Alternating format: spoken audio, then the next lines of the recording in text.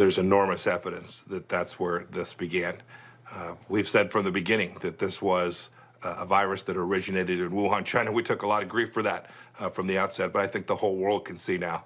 Remember, China has a history of infecting the world, and they have a history of running substandard laboratories. These are not the first times that we've had a world exposed to viruses as a result of failures in a Chinese lab. Good morning. Welcome back into Wake Up America. I'm Rob Finnerty. That was former Secretary of State Mike Pompeo in May of 2020, almost 19 months ago, talking about the fact that COVID-19 likely leaked from a lab in Wuhan. We knew that way back then. Fast forward to Monday, just ahead of President Biden's virtual summit with President Xi Jinping of China. Senator Joni Ernst issued a statement urging the president to, quote, find his backbone and make his demands clear on nuclear expansion, Taiwan, COVID origins, and trade. Joining us this morning for more is Iowa Senator and the first female combat veteran elected to serve in the U.S. Senate, Joni Ernst. Senator, so nice to have you back on. Oh, it's great to be with you, Rob. Thank you. I watched some of this on Monday night. The two met virtually for almost 3.5 hours. COVID origins wasn't brought up once. 762,000 Americans have died. That number continues to go up every single day. What did you make of that? Well, I think not only did President Biden not find his backbone, but I think he gave his backbone away to President Xi Jinping. Clearly, we did not get the answers that we were demanding. On the forefront of every American's mind is the origins of the COVID-19 pandemic. This has affected so many people throughout our population, whether it was their health and welfare or simply today, our supply chain. So we need to get to the bottom of this. We need to know it because we need to prevent any future occurrences of pandemics like this.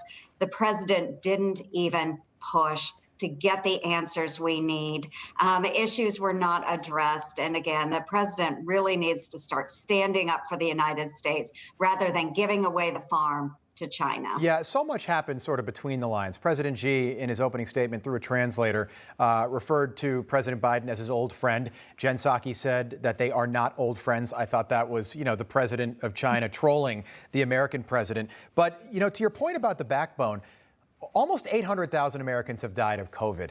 China is, they're flying hypersonic missiles. There are over 1 million Uyghurs in slave internment camps in China, and we're about to go there in a couple of months and celebrate the Olympics and give them that big boon to their economy. What's wrong with getting angry and calling China out on some of these issues? There is nothing wrong with getting angry, Rob, and we as Americans should be very angry about the way China treats not only our great country, but also its neighbors and other communities around this globe. President Biden had the opportunity to make it very clear to President Xi Jinping that we were not going to take it anymore. We were not going to allow the testing of hypersonic missiles. We were not going to allow the invasion of Taiwan. We need to know the origins of COVID-19. All of these things, we need to know. He had the opportunity to demand answers, and he failed. Yeah, there's a center for the Boston Celtics in the NBA. His name's Enes Kanter. He's not among the best players in the NBA, but he's really been, and I give him a lot of credit, he's been putting his money where his mouth is. I want to put up a tweet for you that he sent a day ago, just before this virtual summit. President Biden and dictator Xi Jinping are scheduled to speak. Mr. President, stop playing games with bullies and do what you promised to the world. Prioritize human rights. Will Joe Biden ask about the Uyghur genocide or assaults on the Tibetans, or will they pat each other on the back? Senator, it seems like they spent more time virtually patting each other on the back.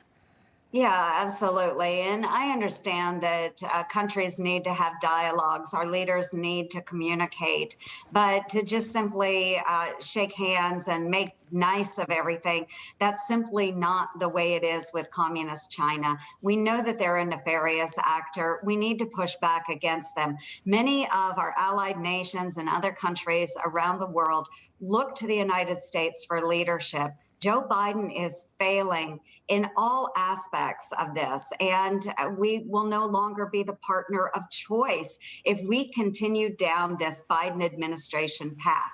So again, I'm just calling on President Biden to get a backbone, stand up to the bullies around the world, and make sure that we are putting America and our citizens first. I want to talk about the 9/11 style commission that you are calling for when it comes to investigating COVID origins. Senator, it's going to be the 2-year anniversary of the first death from COVID-19 in the USA in just a couple of months. And we really have not nailed down where this came from. The point of doing so is so it doesn't happen again. Where are we with a commission like that? Yes, and this is a bipartisan bill, so I do want to stress that. We have a bill that we have introduced, and what it would do is put together a 9/11 style commission to discover the origins of COVID-19. I am joined in this effort by Senators Dianne Feinstein and Kirsten Gillibrand, Democrats, as well as Roger Marshall of Kansas, a Republican. So not only do Republicans want to know how this pandemic started, where it originated, how it happened, but we also have Democrats that are joining us in this effort. It is that important. And on this commission, Republicans and Democrats would have equal footing. We would have equal numbers, equal representation. Right. Extremely important. Yeah, but we have to. I'm with you, Senator. On behalf of the American people, this should be bipartisan. I'm so glad you're doing this. Thank you so much for joining us this morning. Keep us posted on the progress of that commission. It's so important. Thank you. Of course. Thank you, Rob. All right. Hey, I'm Rob Finnerty. Thanks for watching. If you enjoyed this video, please join the conversation in the comments below. Don't forget to subscribe, too. Hit the bell icon to be alerted to breaking news. And remember, there's a whole lot more on Newsmax TV, America's fastest growing cable news network. Newsmax TV, we're real news for real people.